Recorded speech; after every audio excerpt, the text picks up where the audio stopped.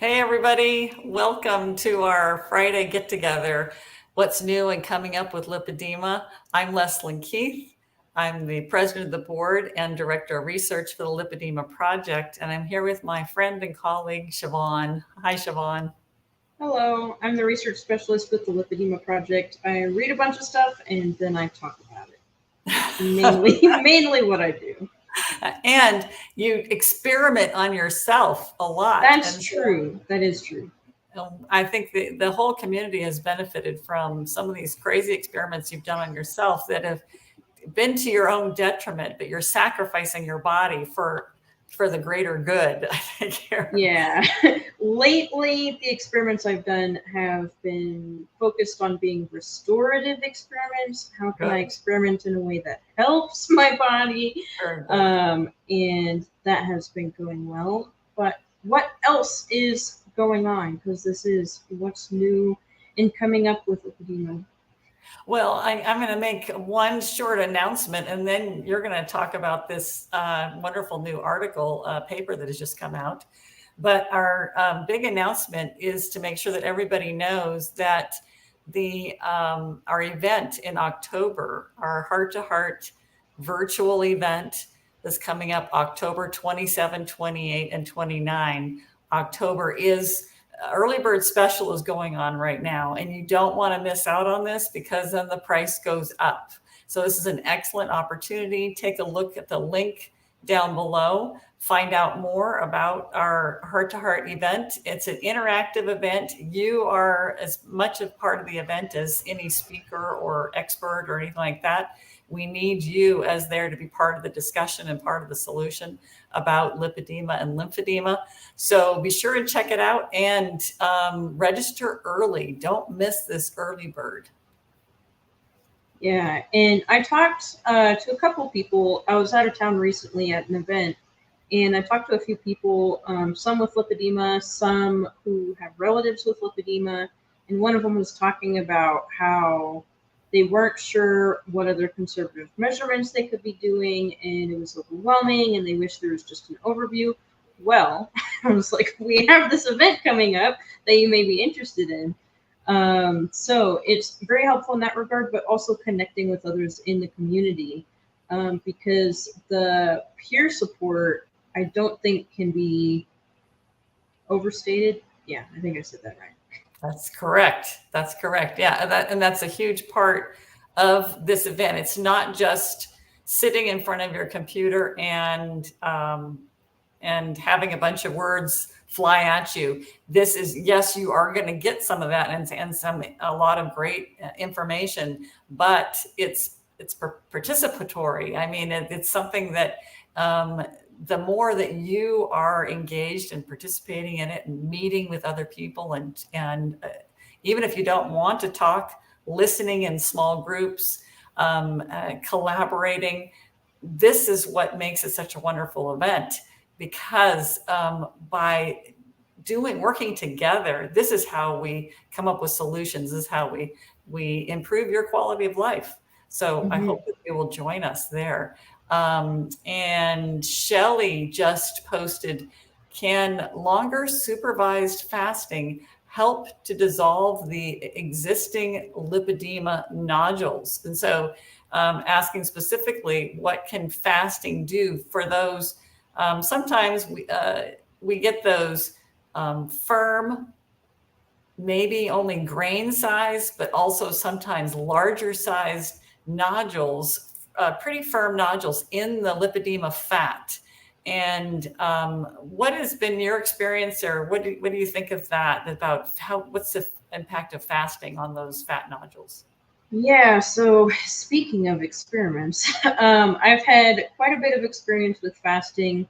I've done everything from, 1 meal a day, so I'm fasting 23 and a half hours out of the day, basically, and then just having that one meal. I've done alternate day fasting. I've done 48 hours, 72 hours. I've done a week-long fast. A week-long fast, and then the longest I've done is 2 weeks.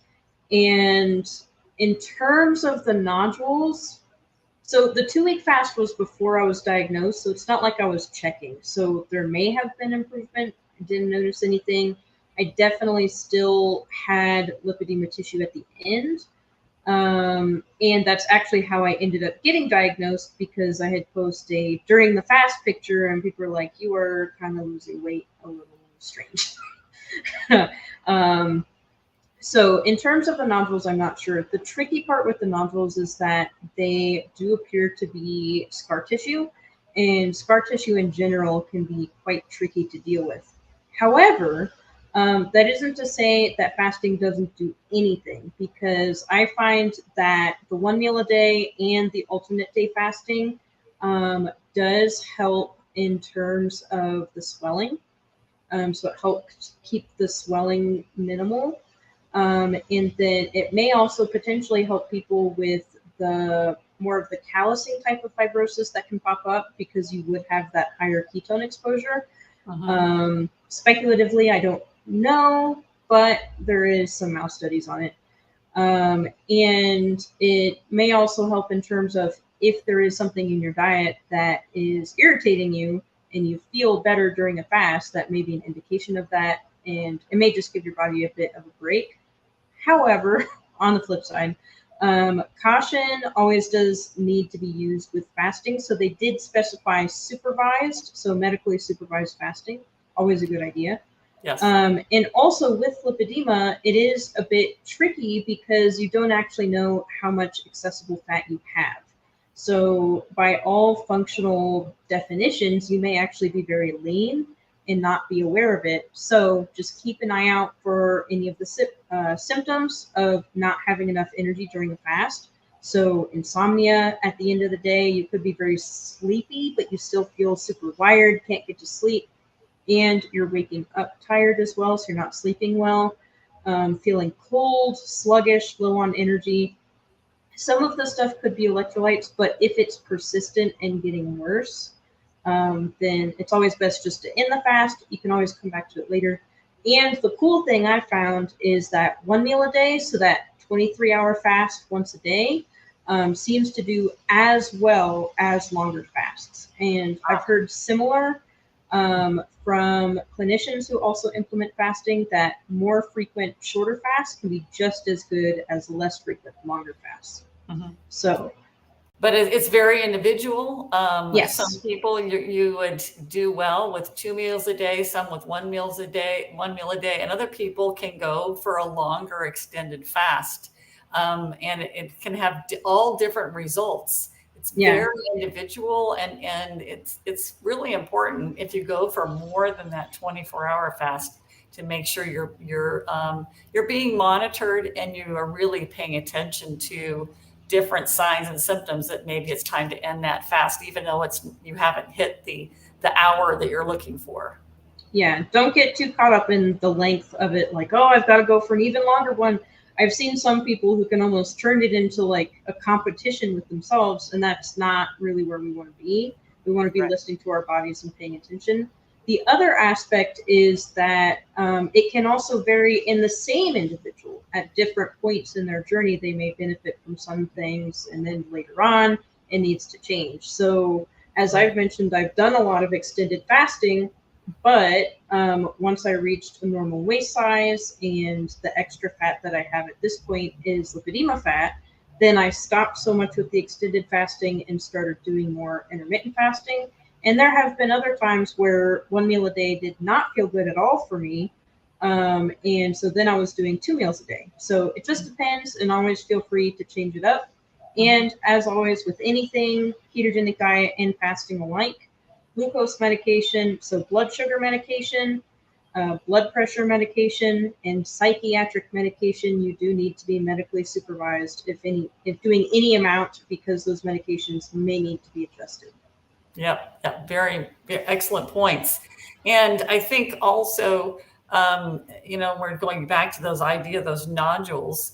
This is an excellent point, that your diet and or not eating or fasting may only be part of the equation to address some of your lipedema symptoms. And sometimes we need other interventions. And that really speaks to a recent paper that just came out, a study that Siobhan, you wanted to talk about. You want to tell everybody about this study that just came out about lipedema. Yeah, so the title of this is Modified Mediterranean Ketogenic Diet and Carboxy Therapy as Personalized Therapeutic Strategies in Lipedema, a pilot study. So, bit of a long title, but I would recommend reading this. It's a pretty easy read, I think. And if not, always feel free to come to the groups and ask questions about it. We're happy to have a discussion on it. But what I find interesting about this is even though they mention ketogenic diets in the title, that wasn't actually the main focus. They were actually focusing to see what this carboxy therapy thing could do, which my understanding is they have little needles and then they put a little bit of, what is it, like CO2 or something? Yes. Yeah, so it's basically like an oxygen therapy, which actually does make sense with lipedema because it is speculated that there may be low oxygen levels in the tissue, and that might contribute to things like fibrosis and the cellulite-like appearance and things like that.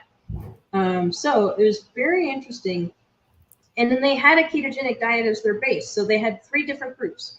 They had the ketogenic diet group, and then they had the ketogenic diet plus carboxy therapy, and then they had only the carboxy therapy, which is pretty cool because it meant, you know, what can we do with just diet? And then can we combine it with a manual therapy or tool-assisted therapy? And can we get benefit on top of that? And can we get benefit just from that? So kind of a cool way to do it. And basically the answer was, yes, you could get benefit with just the carboxy therapy in terms of the skin appearance, which could help a lot of people with just their own self-confidence and like looking at their legs and stuff like that. And then potentially also improving the health of the tissue because they are getting oxygen levels higher in there. But the group who did the best was actually the people who did the ketogenic diet and the carboxy therapy group. So all of the groups benefited. Only the ketogenic diet groups benefited in terms of weight loss and introduction and things like that. But they did also get that additional skin improvement from the carboxy therapy. So I thought that was cool. And we were talking before we went on that it was pretty cool that it was, they said, well, it's obvious that the diet that we use would be a ketogenic diet.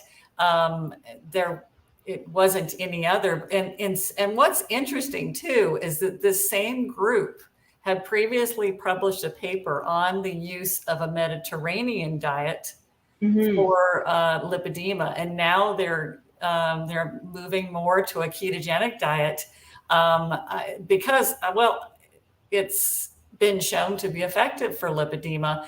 There now are at least a half a dozen studies out there or papers out there discussing the use of a ketogenic diet for lipedema or a low carb diet for lipedema. And so, the evidence is mounting. And so it was like they decided, well, of course, we want to have that be the diet that we're going to use in this study.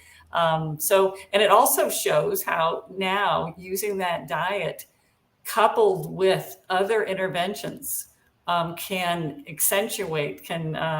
improve your outcomes. So that was an exciting outcome of this paper. I will be, when I do my next research update Facebook Live, I'm thinking not next week, but the week after, that is the paper that I'm going to be going over. So we'll have a little bit more details about it. It's freely available. It's open access. So anybody can read about it right now. Yeah. And it's kind of interesting because this is essentially the same thing that I've seen. Like ketogenic diets have helped me a lot in terms of halting progression and minimization of symptoms in terms of pain and swelling. Fasting can have an impact on that swelling too. But the most benefit I've seen in terms of the tissue texture and the nodules and things like that has actually been manual therapies, which is something I'm working on right now. So it's cool to see another study come out and say, oh yeah, this could be true for multiple different therapies. And it's what we see reflected in the community too. Right. And so when we talk about manual therapies, that could be a relatively light therapy with manual lymph drainage, which is really meant to access the fluid trapped in your tissues, and it can be very gentle. And this is going to be really good for someone who has a lot of hypersensitivity and a lot of pain. Mhm. Because some of the deeper techniques like myofascial release or deep tissue massage or friction massage can be very good about reducing fibrosis, but it may be too aggressive to use in that person who has a great deal of pain. So, but you can work up to doing some of those other manual therapies. But for a lot of people, starting with the more gentle manual lymph drainage might be a good place to start. Yeah, and I'll just add, even if you don't have a lot of hypersensitivity and pain, like I don't really at this point, but I still do have to work up to the more intensive therapies because, I mean, some of it can be quite intense in terms of like dynamic cupping and stuff like that. You're pulling the tissue apart. That's how you're breaking up the fibrosis. So always err on the side of gentle because you can always build up over time. Shelley says that you mentioned the lack of oxygen to the tissues. Has anyone looked at the effects of iron deficiency anemia on lipedema? And so I'm thinking, is the iron, I guess, the hemoglobin, is that really involved in delivering the oxygen? And so do women with lipedema tend to be iron deficient anemia? Do they tend to have that, and that's also contributing to the hypoxic environment in lipedema fat? I haven't seen anything about that specifically, but my guess would be any nutritional deficiency is going to be not ideal. And in terms of the low oxygen levels, usually what they ascribe that to is the actual fluid stasis. Because what's supposed to happen is you have fluid coming in, and that fluid has a lot of stuff in it, but part of what it has is oxygen. It goes through the tissue, and then the lymphatics pick it up and take it back out. But if you have this stagnant pool of fluid with the new fluid coming in, that oxygen may have trouble reaching the tissue. And then they can have this low oxygen response, kind of alert signals going off, fibrosis can result, all of that type of stuff. But I haven't seen anything on it specifically. But I would be interested if someone did. I actually recently got my iron levels checked and everything looks okay, but I do eat a lot of red meat. Yeah. And talking about blood work, and this is something that we at a Lipedema project, and I would say specifically Siobhan, are really interested in what is the lab values in general for women with lipedema. That's something that we really want to be looking at, and that the iron might be something that we would include on that list that we really want to know about. There was something else that was pointed out on here. Leslie says that her video was glitching and she wasn't sure of that title of the article. Can you say that the title again, Siobhan? Yeah, so it's Modified Mediterranean Ketogenic Diet and Carboxy Therapies. So that's CARBOXY and then therapy, all one word, as personalized therapeutic strategies in lipedema, a pilot study. So it's a very long title. Oh, and I know that you can just Google Carboxy and lipedema. Yep, and it'll pull it up. You do those two words, Carboxy and lipedema, you're going to find this article.